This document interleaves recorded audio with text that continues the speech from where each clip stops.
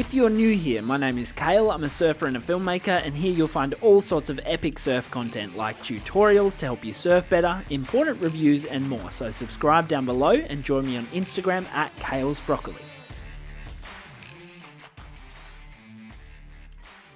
What's up guys, my name is Kale Brock, I'm a filmmaker and a surfer, and today I want to dissect, I want to investigate, I want to intellectualize blasphemy, Kelly Slater's Cutback. Now chances are we're not going to end up as good as Kelly, sure, but the fundamental ideas behind this type of maneuver can definitely help out everyday surfers like you and me. Now just a quick note, this video was posted actually 2 weeks ago inside my Patreon membership group. My friends over there who make this channel possible get access to various surf coaching analysis clips and this particular clip weeks before it came up here on YouTube. If you're interested, make sure you check it out. The link is in the description below. Let's go.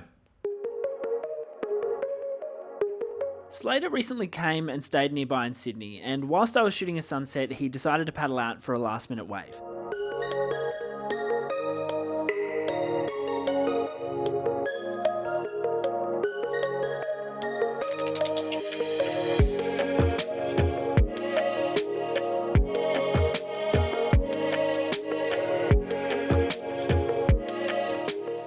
The highlight of the session was this cutback here. An everyday kind of turn for the GOAT, but an epic one nonetheless.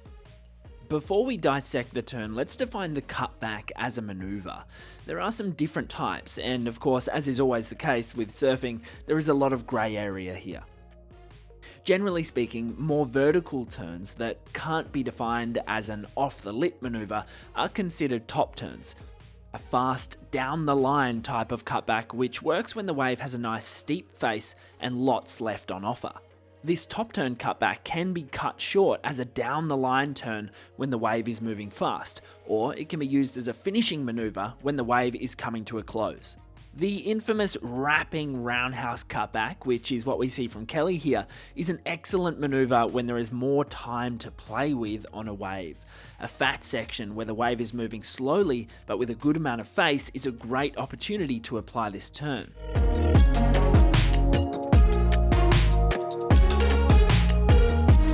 It takes a lot of commitment and speed management in order to drive through the complete directional change and to come out of it with a good amount of speed. So how did he do it? Well, the first principle of any turn in surfing is the eye line. Where you look is where you go. Notice throughout this turn how Kelly's eye line really leads the way in terms of the direction that he is going. During the bottom turn component, his eyes identify the section, a nice slopey lip, and he initiates a composed and more horizontal bottom turn to allow space for the arc to occur. This is different to the more compressed and vertical approach that would be necessary for a top turn style cutback.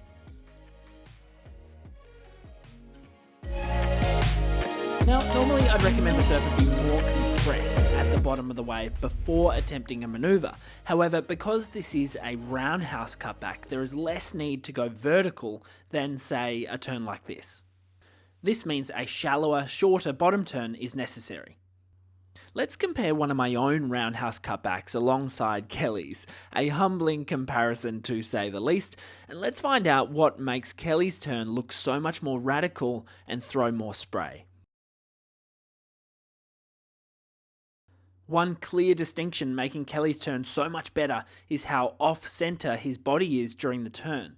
This allows for maximum rail engagement as all his weight drives down into his heels and his balance is maintained by the reversed pressure against the surface of the ocean. It's actually quite difficult to maintain so much speed throughout a long turn like a roundhouse cutback without compression. Remember that your body is like a loaded, coiled spring in its compressed position, and thus it holds on to a lot of kinetic potential.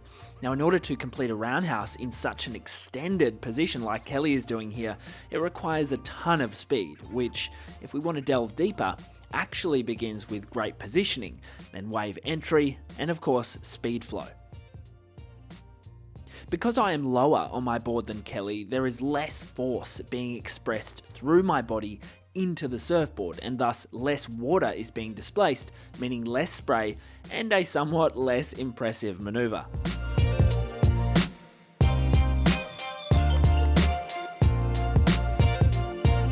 Of further importance is the left arm, which, along with the eyes, guides the way into the full rotation, almost acting like an anchor to pull the body back on itself during the arc.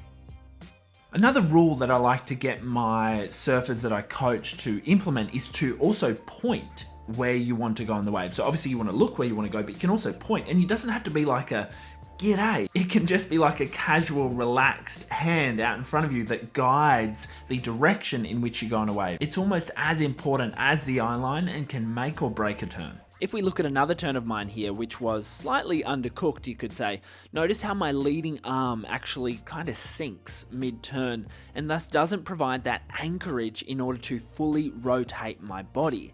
Now, as a result, the turn halts midway through and is less impressive than it could have been. A much better scenario would be to fully rotate the arm in a pulling motion against the direction of flow, which forces the body into a torqued rotation and a completed turn, just like Kelly is doing here. Casually, the goat then shifts his weight back over to the toe side rail to allow for an easy transition back to riding the wave in the original direction.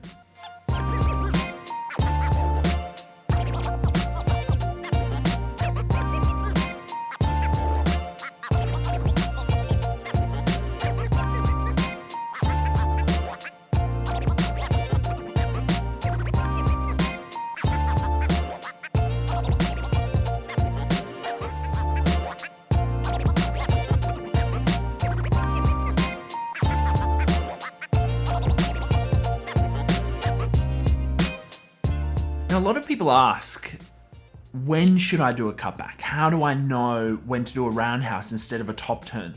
And these are decisions that you have to make. Remember, waves aren't all the same. It has to be considered in each individual moment.